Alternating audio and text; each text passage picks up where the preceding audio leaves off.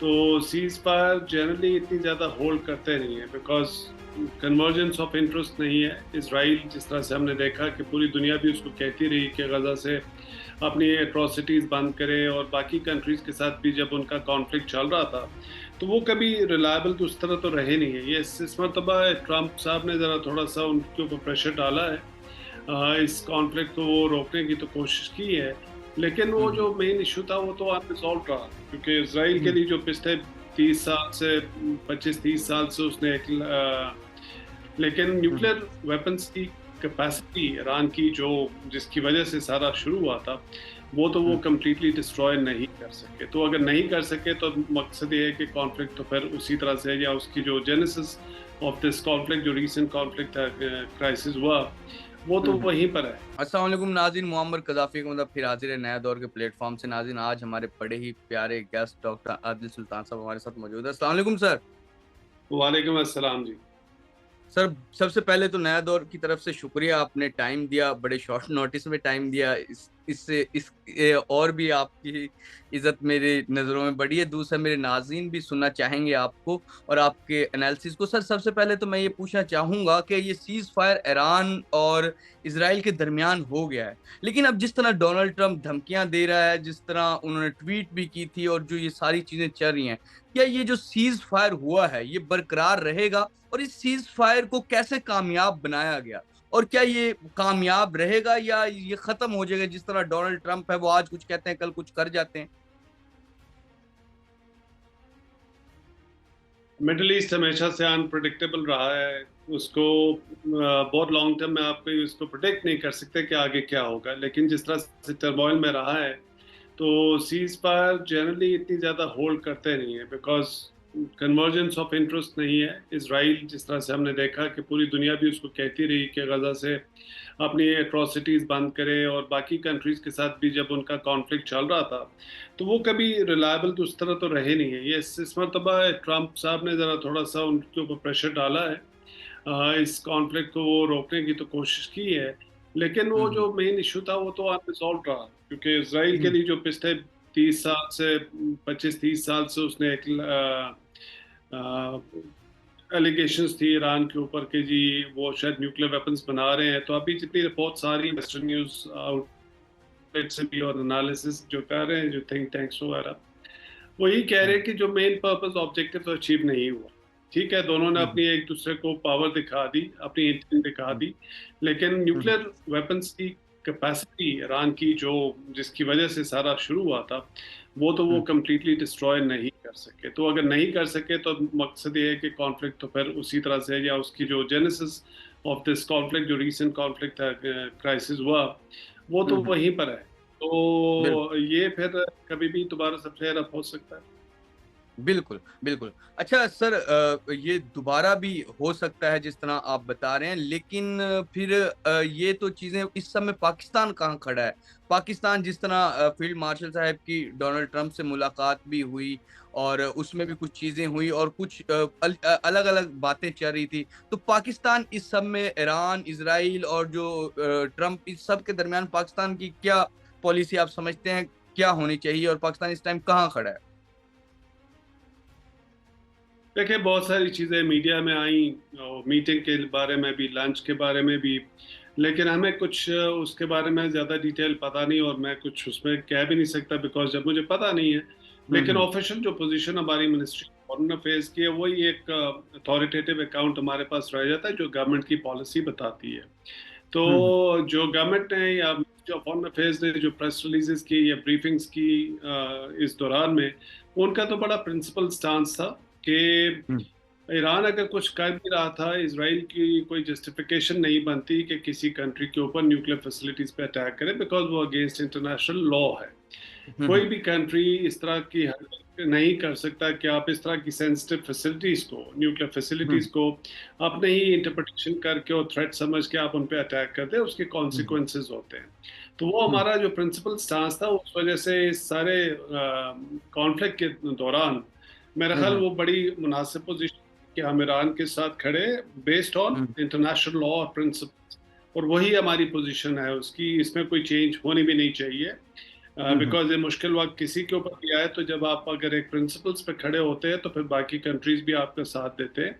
आप शॉर्ट हम्म term political gains के लिए अगर अपनी पोजीशंस चेंज करते रहे तो आपकी क्रेडिबिलिटी भी खत्म होती है, और कल को हम्म आपके साथ कोई और भी खड़ा नहीं हो। मेरा ख्याल है वो फॉरेन ऑफिस की जो जो कि नॉन पोजीशन है, जो हम्म एक पब्लिश्ड है और वो अवेलेबल है एक गवर्नमेंट एंटिटी हम्म की तरफ से, वही एक मुनासिब पोजीशन थी। और हमारी पाकिस्तान ने मेरा ख्याल है वो प्रिंसिपल बेस्ड जो अपना स्टांस हम्म लिया था वो बड़ा हम्म। मुनासिब था। बिल्कुल। अच्छा, जिस तरह सर ईरान की पहले एक इमेज बनाई हुई थी कि पता नहीं वो किस तरह कंट्री है, लेकिन इस जंग में आप नहीं समझते कि उन्होंने बड़ा पॉजिटिव किरदार अदा किया है और दुनिया में मजीद उनकी पोजीशन अच्छी हुई है। ओवरऑल इस जंग से ईरान कितना मतलब कि उसकी जो एक वो पर्सपेक्टिव है ईरान को देखने का, लोगों को कितना चेंज हुआ इंटरनेशनल हवाले से। देखिए, परसेप्शन जो बनी हुई थी वो एक थी कि इसराइल अनडिफीटेबल कंट्री है, उसकी मिलिट्री पावर इतनी ज़्यादा है कि वो किसी के ऊपर भी अगर अटैक करेगा तो वो सक्सेसफुल होगा और जो ऑब्जेक्टिव्स अचीव करना है वो अचीव कर लेगा। वो इसलिए परसेप्शन बनी हुई थी कि अभी तक तो वो ज़रा रिलेटिवली वीकर कंट्रीज़ के ऊपर बॉम्बिंग करता रहा है। आप लेबनान कह लें, सीरिया कह लें, या अगेंस्ट गजा जो कह रहे हैं अनाम्ड है बेचारे, उनके ऊपर वो करके एक परसेप्शन उसने अपनी मिलिट्री माइट की बनाई हुई थी। तो पहली मर्तबा उसका जो कन्फ्रंटेशन हुई है एक ईरान के साथ, जो 40 साल से सैंक्शंस में तो हैं, उनके ऊपर लिमिटेशन भी हैं, उनकी मिलिट्री काफ़ी वीक है, लेकिन एक रिजॉल्व उन्होंने शो किया और काफ़ी सिग्निफिकेंट डैमेज इसराइल को उन्होंने पहुंचाया है। उनको ये उनके लिए डीमोरलाइजिंग था, बिकॉज वो एक जो बिल्कुल। मिथ उनकी थी कि जी वो प्रोटेक्ट कर सकते हैं हर किस्म के इनकमिंग थ्रेट्स को, आयरन डोम हम्म की और बाकी मिसाइल डिफेंस सिस्टम्स उनको यूनाइटेड स्टेट्स से भी दिया हुआ था। और यूएस की हम्म अपनी बैटरीज जो मुख्तलिफ कंट्रीज में थी, जैसे जॉर्डन में हो गई या बाद में हमने हम्म कतर में देखा, तो उनका भी एयर डिफेंस सिस्टम सारे का सारा था, लेकिन उसके हम्म बावजूद ईरान के जो मिसाइल्स हैं वो पेनिट्रेट कर सके, तो उसकी हम्म वल्नरेबिलिटी भी एक तरह से हम्म। एक्सपोज हुई है इसराइल। अच्छा सर, ये जो पाकिस्तान और इंडिया का अभी रिसेंटली कॉन्फ्लिक्ट हुआ, उसमें उससे बाद सीज फायर भी हो गया है। इस सब के बावजूद रॉ के एजेंट कुछ कराची से पकड़े गए हैं, 5-6 के करीब, तकरीबन लाहौर से कुछ, कराची से 2 जगहों से पकड़े गए हैं। तो क्या नरेंद्र मोदी जैसी हिंदुत्व जो सोच है, क्या वो पाकिस्तान इंडिया के दरमियान में अमन चाहती है वो, लेकिन वो भी इसराइल की तरह ही चाहते हैं कि हम भी जंग में ही रहें, हम पाकिस्तान को शिकस्त दें? और जो उधर गवर्नमेंट है एक हिंदू माइंडसेट की, नरेंद्र मोदी की, वो बची रहे। जिस तरह नेतन्याहू का भी बताया जा रहा है कि वो बड़ी कमजोर पोजीशन में थे, शायद उनकी गवर्नमेंट जा सकती थी, उधर गवर्नमेंट चेंज हो सकती थी। शायद इधर भी यही नहीं देख रहे आप? और जो ये एजेंट आए हैं तो इनके साथ अब क्या होगा? देखिए, इंडिया का और पाकिस्तान का जो कॉन्फ्लिक्ट है डीप रूटेड है, ये चीज़ें वो पहले भी करते रहे, ये कोई रिसेंटली वो नहीं कर रहे। अपने जो एजेंट्स की हम बात करते हैं, कुलभूषण की बात करें जिसको अरेस्ट किया था, और भी जो बलोचिस्तान में वो चीज़ें कर रहे हैं, तो ऑनगोइंग है, ये कॉन्फ्लिक्ट के बाद नहीं शुरू हुआ। हाँ, ईरान वाले एपिसोड के बाद हमें एक ज़रा एहतियात ये करनी चाहिए कि जो इंग्रेस इस तरह से आते हैं, कोवर्ट या स्पाइज आते हैं, वो कितना डैमेज आपको कॉन्फ्लिक्ट में कर सकते हैं। तो एक लेसन तो हमें उस कॉन्फ्लिक्ट से, ईरान के उससे होगा, जो कि अभी हमें भी करना चाहिए। लेकिन अल्हम्दुलिल्लाह, जो आपने बात की कि जी दोनों को कंपैरिजन जब आप ड्रॉ कर रहे हैं नेतन्याहू का मोदी का, ये आइडियोलॉजी तो वही है, माइंडसेट तो वही है उनका, एक एक्सट्रीमिज्म से है। और वो दूसरी बात तो सबको अपनी तरह एडवर्सरीज को समझते हैं कि जी वो उनको डिफीट कर सकते हैं मिलिटरली, या जिस तरह भी अपने वो टैक्टिक्स यूज करते हैं। तो इसराइल और इंडिया की पॉलिसीज में काफ़ी हद तक आप कह लें एक इसमें कन्वर्जेंस है, और कई चीज़ें जो इसराइल पैलेस्टीनियंस के साथ करता रहा, तो इंडिया में वो कश्मीरीज के साथ वही चीज़ें करने की कोशिश की। जैसे आर्टिकल 370 की बात कर ले, कश्मीर को एक तरह से उसका स्टेटस चेंज करके फिर वहाँ पे एक ड्रैकोनियन लॉज ला के और फिर जो कश्मीरियों के साथ किया, तो ये माइंडसेट तो वही है। बाकी रह गए जो ये कॉन्फ्लिक्ट हुआ था, आई थिंक इसमें एक जो इंडिया को भी एक बड़ा स्ट्रॉन्ग लेसन मिल गया है कि जो उनकी एक परसेप्शन थी कि जी वो एक डोमिनेंट हेजमॉन है इस रीजन के अंदर, उनको हम्म। एक तरह से रियलिटी चेक मिला और काफ़ी स्ट्रॉन्ग किस्म का मिला, क्योंकि दुनिया ने उसको कोराबोरेट किया है कि जी इंडिया जो इतना $85 बिलियन खर्च कर रहा है एनुअली अपने डिफेंस हम्म। के ऊपर, पाकिस्तान उसके हम्म। बरक्स कहीं तकरीबन $8 to $9 बिलियन करता है। तो और आपका अगर 10 टाइम्स बजट कम है, उसके बावजूद एयरफोर्स हम्म। हमारी छोटी और उनकी एयरफोर्स कितने जहाज हैं, तो हमने उनको जो डैमेज दिया है वो एक लेसन है कि जो होपफुली उनकी मिलिट्री को तो मिल गया होगा, पॉलिटिकल लीडरशिप जब ये अपने उसमें से निकलेंगे, अपने एक पिक्यूलर जो माइंड सेट है उनका, तो शायद हम्म। उनको ये रियलाइजेशन होगी और कि फ्यूचर में वो इस तरह का एडवेंचर अगर करेंगे तो इससे भी ज़्यादा उनके साथ हो सकेगा। और इसी तरह का लेसन मेरा ख्याल इसराइल को भी मिला है, क्योंकि वो एक्सपेक्ट नहीं कर रहे थे ईरान के साथ। तो दोनों जो ये हेजमॉन्स है अपने अपने रीजन में, उनकी जो एक फिलॉसफी थी या जो भी थी, उनको काफ़ी सेटबैक मिला है। और इसमें आप कह लें कि जी दोनों के आप लेसन्स आप ड्रॉ करें तो है तो सही, काफ़ी सारे लेसन्स उनके लिए रिस्पेक्टिव लीडर के, अगर वो सीखना चाहें इससे सबक। बिल्कुल। अच्छा, जिस तरह आजकल डोनाल्ड ट्रंप फील्ड मार्शल से मुलाकात हुई, उससे उस वक़्त कई दफ़ा ज़िक्र कर चुके हैं पाकिस्तान का, फिर आर्मी चीफ का। आप क्या समझते हैं इस टाइम डोनाल्ड ट्रंप कि पाकिस्तान के साथ इतना क्लोज़ली क्यों हैं? क्या वजह है? क्या हमारी सफारतकारी बेहतर है पहले की निस्बत, या कोई और वजह है, या उनको कोई मुफ़ाद है पाकिस्तान से? देखिए, इंटरेस्ट तो डेफिनेटली होता है, उसके हुँ, बगैर तो यूनाइटेड स्टेट्स स्पेशली जो है कभी भी उस तरह से पाकिस्तान की तरफ जो है वो फेवरेबल निगाह हुँ, से नहीं देखता। हुँ, और डोनाल्ड ट्रंप की अगर हिस्ट्री अगर आप देखें तो हुँ, हुँ, उनकी दोस्ती भी बहुत अच्छी नहीं है और दुश्मनी हुँ, भी हुँ, अच्छी नहीं है। और अगर वो हुँ, बार हुँ, बार वो कह रहे हैं तो उसमें अलार्म की भी बात है। और साथ में वो बार बार ट्रेड की बात करते हैं। तो हुँ, हुँ, चूंकि बिजनेसमैन है, वो ट्रेड की बात करते हैं। जैसे मैंने आपको शुरू में कहा था कि मुझे नहीं पता कि क्या निगोशिएशंस हो रही हैं ट्रेड के बारे में, बिकॉज वो जितनी मरतबा भी उन्होंने मेंशन हुँ, किया हुँ, पाकिस्तान के साथ में कहा है कि जी हमने उनको ट्रेड की कहा और कहा है कि ट्रेड नहीं होगी। अब हुँ, ये उनका क्या मतलब है, क्या सिग्नलिंग कर रहे हैं, ये क्या बात हुई है, चूंकि हमें नहीं पता है, इस पर मैं तबसरा नहीं कर सकता।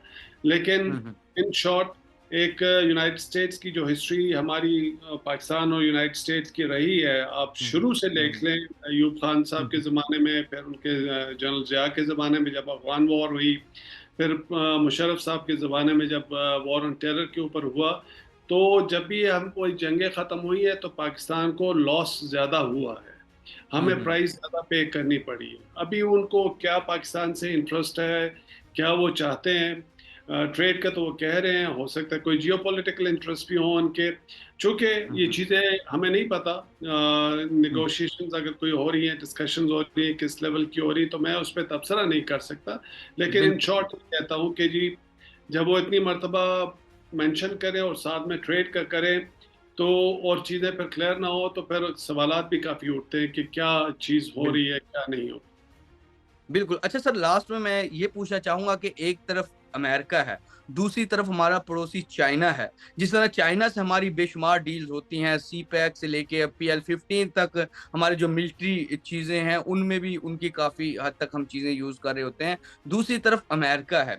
हम किस तरह इनके साथ बैलेंस होके चलेंगे? क्योंकि इन फ्यूचर तो जो नज़र आ रहा है, और जो एनालिस्ट कहते भी हैं कि इन दोनों की आपस में जो आगे होगी ट्रेड के मामले में भी, वैसे भी सुपर पावर का जो मुकाबला इन दोनों का है, तो हम इनको कैसे बैलेंस करके चलेंगे एज अ पाकिस्तान? अपने नेशनल इंटरेस्ट सुप्रीम रखें। जहाँ पे आपके हम्म। कन्वर्जेंस ऑफ इंटरेस्ट होता है चाइना के साथ, जहाँ पे इंटरेस्ट कन्वर्ज होता है यूनाइटेड स्टेट्स के साथ, तो यस हमें ज़रूर उनके साथ करना है। हमारे हम्म। ऊपर कंपल्शन नहीं है कि हमने एक के साथ दुश्मनी करनी है और दूसरे के साथ दोस्ती करनी है। आपकी डिप्लोमेसी का यही एक आप कह लें क्वालिटी होनी चाहिए कि आप सारी दुनिया के साथ अपने रिलेशनशिप अपने इंटरेस्ट के हिसाब से किस तरह से मैनेज करते हैं। और वो कर सकते हैं बिकॉज हम एक इम्पॉर्टेंट कंट्री हैं, अब न्यूक्लियर वेपन स्टेट हैं, हमारी जियो स्ट्रेटेजिक इम्पोर्टेंस है, तभी ये मेजर पावर्स हमसे बात करती हैं, डील करती है और रिस्पेक्ट करती है। तो ये पॉलिसीज जितने भी बननी चाहिए, अनफॉर्चुनेटली इस तरह से नहीं है, क्योंकि हमारा अगर पास्ट बिल्कुल। हमने देखा है कि जब भी यूनाइटेड स्टेट्स की तरफ से थोड़ा सा एक पॉजिटिव चीज़ होती है तो हम बहुत ज़्यादा यूनाइटेड स्टेट्स की तरफ चल पड़ते हैं, और फिर वहाँ से जब कुछ वो बैकलैश होता है या जब उनको ज़रूरत ख़त्म हो जाती है, फिर हम वापस जो है अपने रीजन की तरफ आते हैं। आपका फ्यूचर इस रीजन के साथ है। तो इस रीजन में बिल्कुल जो पावर्स हैं और फ्यूचर जिस तरह से हम देख रहे हैं, चाइना एक इम्पॉर्टेंट कंट्री है, लेकिन इसका ये मकसद नहीं है कि आपने बाकी सब के साथ ख़त्म कर लेना है। चाइना के साथ भी आप बैलेंस रखें, और यूनाइटेड स्टेट्स के साथ इंटरेस्ट टू इंटरेस्ट जो आपके कन्वर्स कर रहे हैं उस पर अगर आपके इंटरेस्ट हार्म नहीं होते आप ज़रूर सपोर्ट करें, लेकिन अगर आपके इंटरेस्ट हार्म होते हैं तो हम पे कोई कंपल्शन नहीं है, और हमें मोहताज ज़्यादा रहना चाहिए, क्योंकि एक हिस्ट्री ये बताती है कि यूनाइटेड स्टेट्स एक रिलायबल हमारे साथ पार्टनर नहीं रहा। बिल्कुल बिल्कुल जी। तो नाज़रीन, हम जिस तरह के आदिल सुल्तान साहब भी उनका कहना यही है कि हमें दोनों कंट्रीज के साथ अपने ताल्लुकात बेहतर रखने चाहिए, चाहे वो यूनाइटेड स्टेट हो चाहे चाइना हो। फिलहाल के लिए नाज़रीन, नया दौर से मोहम्मद कजाफी को और डॉक्टर आदिल सुल्तान साहब को इजाजत दीजिए। खुदा हाफिज।